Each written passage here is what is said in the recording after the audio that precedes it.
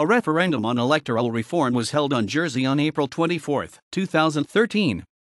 Voters were offered three choices for a future electoral system, and will be asked to rank them in order of preference. Option B was the most preferred option, receiving 41% of votes in the first round, and 55% after second preferences were counted. Voter turnout was just 26%, and the proposed reforms were later rejected by the states. In 2012, an electoral commission was set up to examine potential reforms to the electoral system after a campaign by former state's Deputy Daniel Wimberly.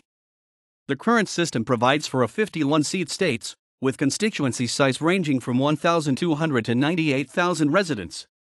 The states has three types of elected members: 29 deputies elected in constituencies of between 1,200 and 3,000 residents, constables who head the 12 parishes of Jersey, and 10 senators elected on an island-wide basis. The three options put to voters were. However, Wimberly was unhappy with the proposals, claiming that the options presented did not make the changes people wanted, as they would still not be able to choose their government.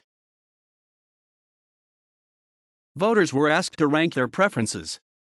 If no option received over 50% of the vote, the second preferences of ballots for the third-placed option would be tallied and added to the totals of those in first and second place. Voters had to be registered by April 3.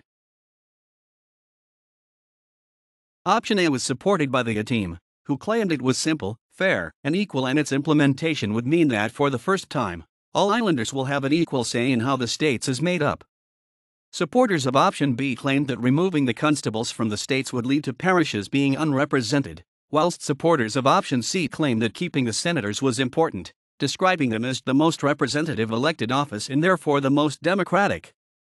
State's Deputy Jeremy Macon called for a minimum turnout threshold of 40% for the referendum to encourage more people to vote, but the proposal was rejected by a vote of 31 to 13 in the states.